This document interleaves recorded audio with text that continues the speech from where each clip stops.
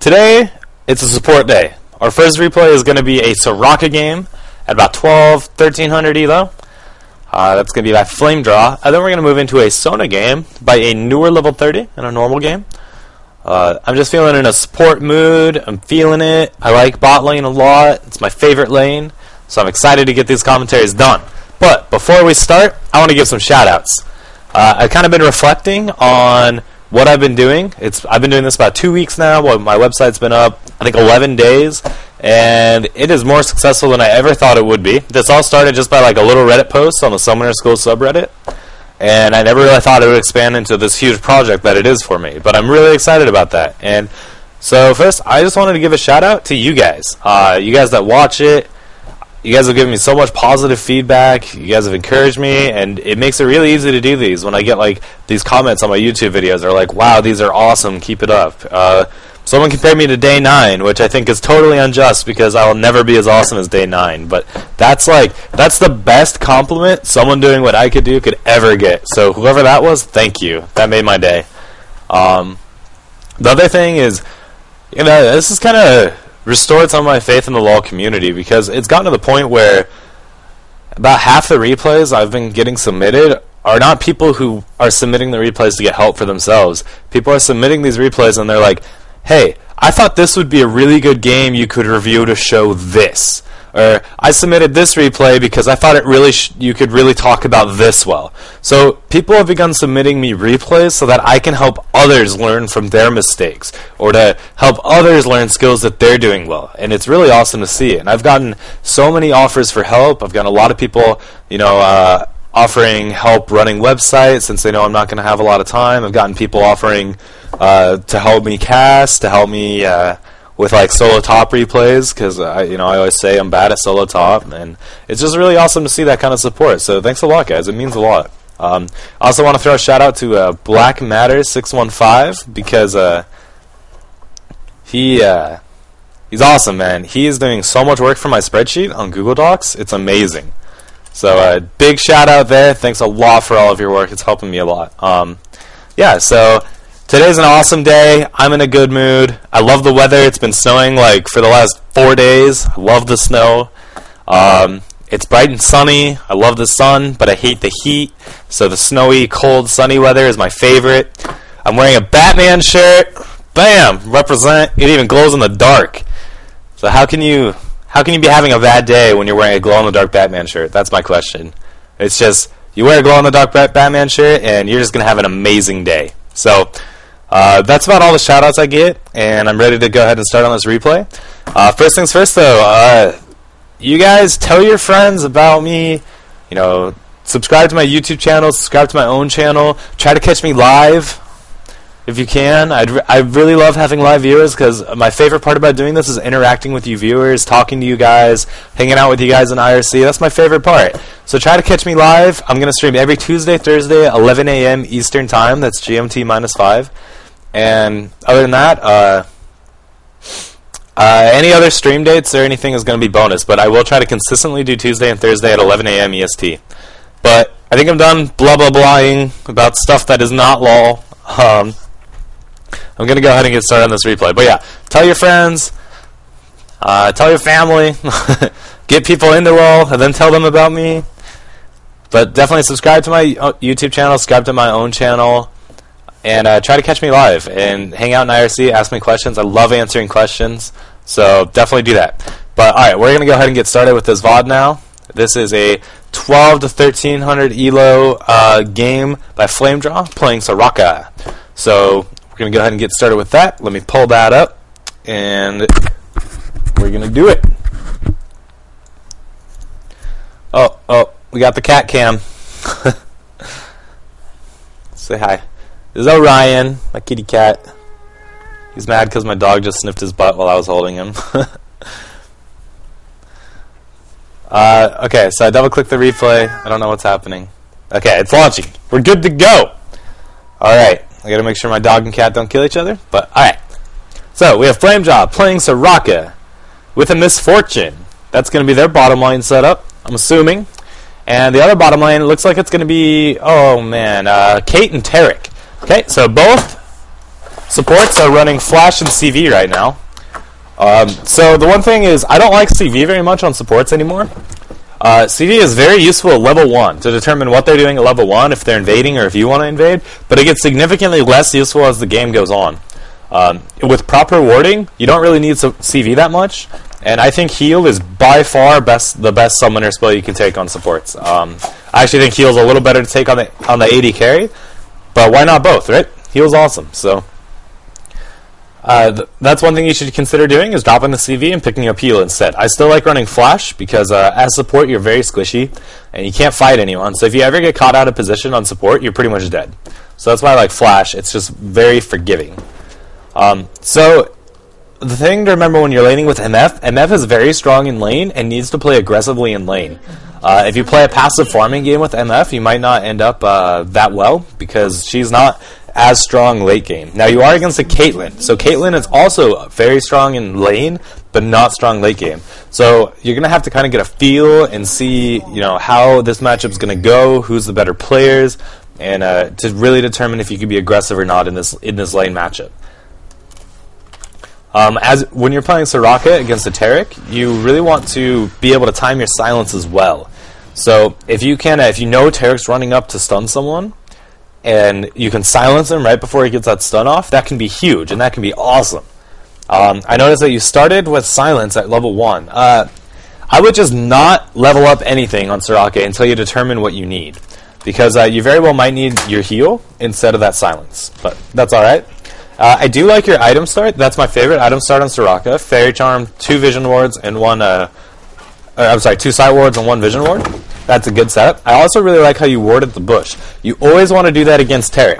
Taric's favorite thing is to sit right in front of the bush to stun your Misfortune or your AD carry as soon as you come up to last hit. So by denying him control of that bush, that's really good. That's really cut out the effectiveness of Taric. Now, the only way he's going to be able to stun is if he actually runs up to you. Like that. So it looks like the Kate's playing really afraid and really passive, which is good for you guys. If you guys watch my Kate video, the Wolfie89 Kate video, I highly recommend it. I feel that's the best lesson I've done so far. But in that lesson, I really talked about how you play Kate and how you really want to be super aggressive in lane. You just want to be a bully. So it's really good that this Caitlyn is not doing that. And in fact, she's not even there when Taric's been stunning. So that's really, really good. So you're doing a good job. That silence. Don't be afraid to throw a couple bananas in there too. If you silence that Taric, just toss a banana right in his face. So one thing, that's a good heal, but your Misfortune, she should be aggressive and try to trade when that armor buff's on her. So she shouldn't have ran away. She should just try to fight that Kate, and she also should have dodged that Q. So that's bad on the Misfortune, but you also got hit by that Q, and that's the fastest way to lose lane to a Caitlyn is have both of your people get hit by Qs. Don't ever do that. That's bad. So the other thing I want to talk about is I don't like this ward at all. You should just ward Tribush at this point. It's very likely that Amumu, if he's going to gank, he's not going to come this way, all the way around. He's going to come through this Tribush. So instead of warding here, I would just ward Tribush. And then pink ward Dragon in a little bit. Help your AD carry last hit when you get to the turret right here. Like, if you hit that minion right here once, your AD carry would have been able to last hit it. Same with these range minions. Like, Misfortune missed a bunch of CS because you're not helping her. So that's one job as your support. You need to help set up last hits at the turret. And it's really helpful if you play an AD carry so you understand how to last hit at the turret so you can understand how to help them. The other thing when you're playing against Kate is you want to try to clear her traps out when it's safe. So if you guys push your lane up and get to the point where Kate's really far away, then you just want to go step on this trap and clear it out of there, so that way you don't get screwed by it later. Because I don't know about you, but I've died so many times to Kate traps that I remembered were there that I just forgot about. So once again, try to help your AD carry last hit a little bit. And like I said, it really helps if you play AD carry, so you get a feel for how you can last hit. So both guys are playing really aggressive, and that's turning out passive, and that's in your favor right now because Misfortune's last hitting better than Caitlyn. But something to keep in mind. You guys can start being a little aggressive now that you're level 3. I've said this before in these lessons, but Soraka's sustain is horrible before level 3, and then it's bad until level 5, and then it's good. So if you're playing with a Soraka, be passive until level 3, and then you can kind of start being aggressive, and then be aggressive and willing to trade at level 5. So this is good. This is really good by your MF. This is what I'm talking about. Lanes need to initiate ganks, and that's exactly what she did. She just ran up and started fighting. So that's really good. You should... Okay, so the CV came out late right there, but you're still going to pick up that kill. So this was a really good gank by Nocturne and a really good play by MF to set that up. And this is what I've talked about in my previous lessons when I say that the lane needs to set up the jungle ganks. So what MF did, MF saw that Nocturne was coming, and she just ran at them and started fighting them. And she got her ass kicked at first. Like, if Nocturne wasn't going to be there, she would have died. But because of that, you bait the enemy team into fighting you, because they're like, oh, look, this Misfortune's going to die, let's keep fighting. And then Nocturne was able to just walk up right behind him and pick up the kill on Caitlyn and almost kill Taric. So I can't stress how important it is in your lane to initiate jungle ganks. It's not the jungle's responsibility to initiate. Because like if you guys didn't commit to the fight and they were back here like last hit in their minion wave, Nocturne would never have been able to catch him. But because Misfortune was just like, alright, let's do this! Nocturne was easily able to just get right up on them and kill that Kate. So nice play. Now you do have enough money for your Philo Stone, and so you wanna back as soon as the opportunity presents itself. Right now, you're out of wards. You don't have very strong ward coverage, and once again, don't like use a pink on this ward. When you're playing bot lane on purple team, you want to keep up ward on dragon, ward on tribush. That's your job. If you feel like you don't have enough income to properly keep those two warded, and like against a Taric you're going to want a lane ward too, then you can ask your jungle to help you ward. Just be like, hey jungle, can you keep dragon warded so I can concentrate on protecting our lane? And there's nothing wrong with that. So that silence probably wasn't necessary on the Taric because he was out of mana.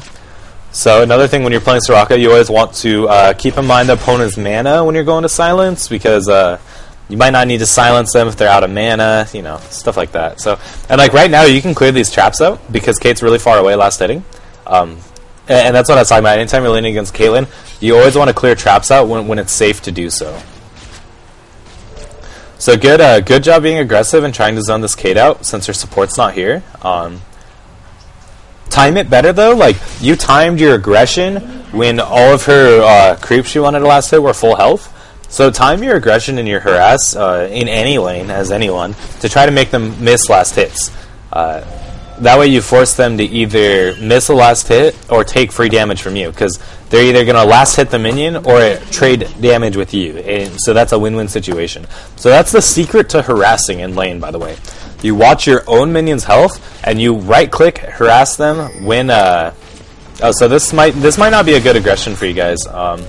Yeah, MF's low on mana because you've been using your E to harass a lot. So make sure you keep giving her mana and keep her topped off. MF does really good things with mana. That double up is really strong. It depends on what she's leveling, but all of her spells are actually pretty good in lane and take a lot of mana. But you definitely want to be backing really soon. You have no wars. You have no dragon coverage right now. They're missing. For all you know, they could be a dragon right now. But you have no coverage, so you need to work on that. So yeah, this is one thing that's really important. Is you need to learn base timings. Like when you guys were pushed up and you had 700 gold, that was the time to go back. You could go back, buy your Philosopher's Stone. I think you had like 650. You could have bought your Philo Stone and then just waited for one ward, and that would have been fine. And then you could have asked your Misfortune, hey, can you buy a ward too? Because now they're back in lane. Taric has a Philo Stone before you, despite the fact that you got a kill and an assist. Like, you got an assist, but Taric still built his Philo Stone before you, so you're way behind in terms of money now, because he got his gold per 10 item first. And MF's behind, because Kate now has boots and Dorans, and MF only has Dorans. So you guys missed your back timing, and now they're stronger than you, only because you didn't back. Even though you were winning the lane and you killed them, they're stronger than you because you didn't go back to base. And so this is back timing, and this is something that you guys definitely need to work on. Looks like you guys are getting turret dove. This seems like a really bad turret dive. I don't know. Yeah, you should have just stayed in the turret. Like that Nasus would have died. Okay, he's probably gonna die anyway. No, he didn't. Oh, that banana though. Actually, MF got the kill. But so I think you should have stayed in the turret. I really feel that if you had stayed in the turret, that the Nasus just would have died because he is taking way too many turret hits. So that was a slight mistake, but your team should definitely be able to pick this up. They're gonna pick it. Orianna's probably gonna die here, but yeah, you guys were able to pick up the rest of the kills. Your jungle, he should be taking Dragon right now. He has Vamp Scepter and Madrids. You should be pinging to communicate that. This is one way that you can influence your team in solo queue. Like if you're like, knock, take Dragon, and you ping it, he'll probably do it. You know, people will listen and realize, while they might not recognize that play themselves, they'll probably recognize it as a good play and be like, oh hey, I should do Dragon right now. So, but I can't stress how important back timings are. Like, you're behind that Taric now, despite the fact that you got that early assist, because you just didn't go back to base. I think taking this turret this early was a mistake. You guys could have taken Dragon instead of taking that turret. Okay, so now someone pinged Dragon, but it's too late now. They can contest this. This is not a good Dragon timing anymore. You guys missed your window for a good Dragon timing. Oh, sorry, I don't know what's going on with the LoL replay, but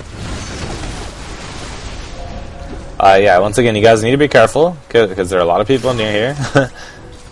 That Amumu ult could wreck your day. It's 4v4 with a Kate probably coming up, so it could be 5-on-4 here really soon.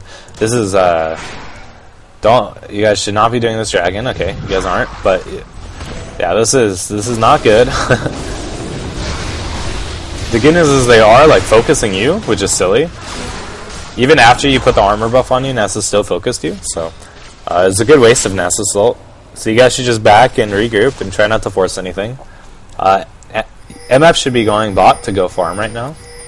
So at this point in the game when you're playing support, you take their bot turret. The question when you're playing support now is, okay, do I stay with my AD carry or do I help other lanes?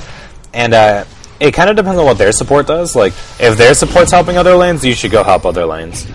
And if their support is with their AD carry, you need to go help your AD carry, because they probably can't farm.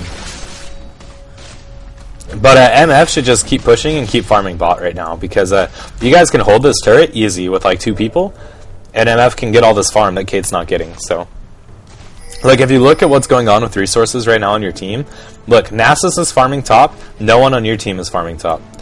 MF's farming bot, no one on their team is farming bot. So you guys are even, because you have 2 lanes, like, just with 1 person farming.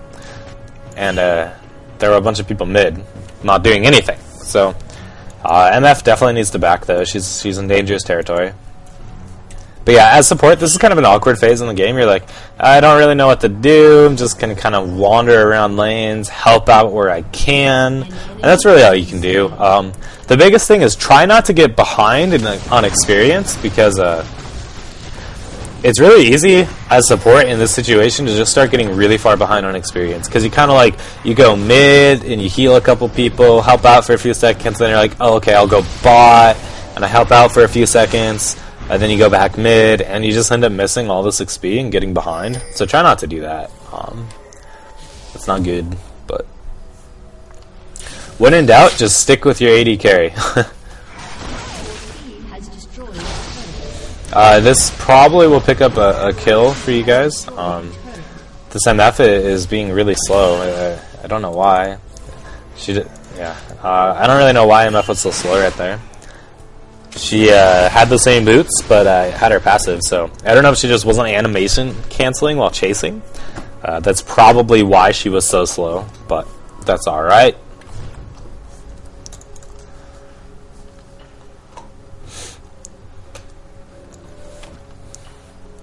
So, yep, okay, you picked up a heart of gold, more wards, that's good, that's good. This pink ward, I don't think you really need to buy a pink ward in this situation.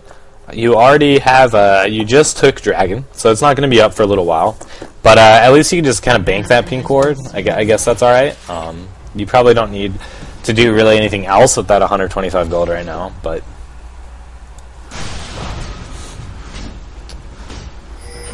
so it looks like you're headed bot, which is good because Nocturne might end up needing your help, and that's fine. But remember, when in doubt of what to do on your support, just follow your AD carry. If you're like, I really don't know what I'm supposed to be doing right now, I'm just wandering around, directionless, just go to your AD carry and help them.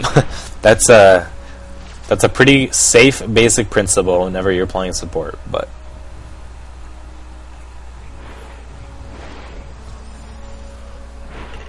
so far you're having a pretty decent Soraka game. Soraka is a champion that's not hard to play, but is actually pretty hard to play at a very high level. So to really play Soraka to her effectiveness, I feel like I've said this in a lot of my VODs, but you really need to have strong silence timings. So this is really good. You baited them into running back to the rest of your team. That was really solid and a good play.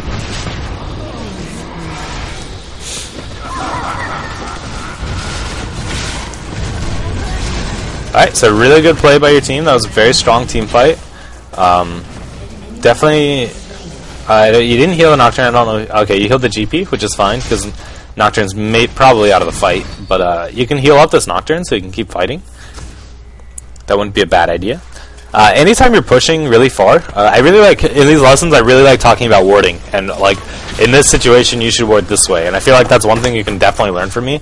Because I feel like a lot of people don't really truly understand warding and how to ward effectively. If you're pushing like this, and you're afraid of getting ganked, you want to ward right here, and right here. And then you can't get ganked without being seen, without knowing that they're coming for you. So, at this point, though, you guys need to start backing out. You see mana bars are low, health bars are a little low,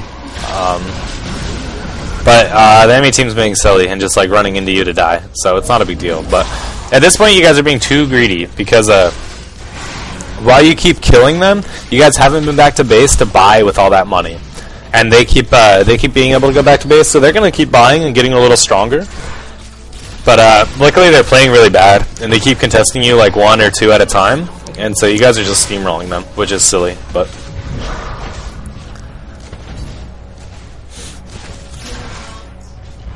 You guys could just kill this turret while GP's tanking it. Like, you guys could have just killed it, but. So, good silence timing on that Cassidy. That was really good silence timing. His Rift Walk was probably just about off cooldown to try to kill the Nocturne. So that was a really good silence timing by you. Nice job there. That's what I like to see. At this point, you should be looking to probably pick up your boots too, or just finishing your Shirelias. Going both build routes on support is fine if you want to finish that Shirelias really early, or just go boots 2 after your gold per 10. Either way is fine. It doesn't matter that much, but either way is definitely okay. They're already trying to surrender. I guess it's 18-5, so it's pretty bad, but you've had a pretty easy game as Soraka this game. Haven't had a whole lot to do. You're just kind of chilling in the back and healing and silencing, and you're doing a pretty good job of that. One thing Soraka is actually really good at is against an Amumu. If Amumu ever bandage tosses into your team, you can silence him right when he comes into your range, and then he can't ult. So it's really weird, like Amumu bandage tosses into the middle of your team, and then you silence him, and he's just kind of like this awkward little mummy. He just kind of shuffles around and like runs away. So it's really funny. You can do the same thing against a Kennen if he's bad. Good Kennens will just, like, if he knows that you have a Soraka, will, you know, pop his ulti and then run in, instead of, you know, bad Kennens or Kennens that aren't paying attention will run in before popping their ulti, and then you can just silence him before he ultis, and it's pretty funny. But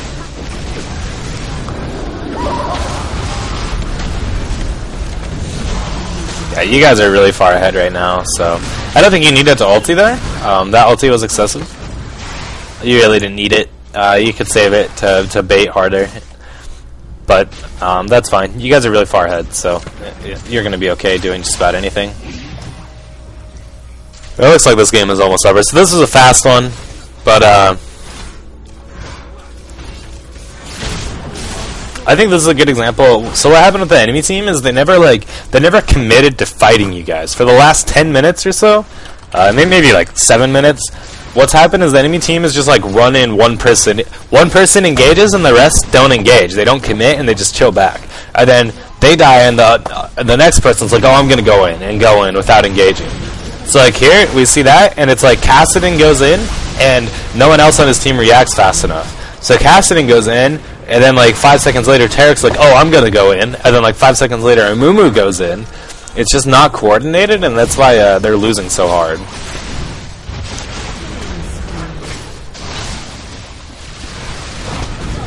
Yeah, so MF's just going to come in and clean up. This is going to be a game, it looks like, but I don't have a whole lot to say. That game was a little too short and a little too stompy for me to really say much about your support play. But it wasn't bad. Yep. I don't really have much to say because I really don't feel like I could get a really good judge of your play in that game. There's just too much of a stomp. But you definitely didn't play bad because you guys won. So that wasn't a great game to review, but it wasn't a horrible game. So I'm gonna go ahead and end the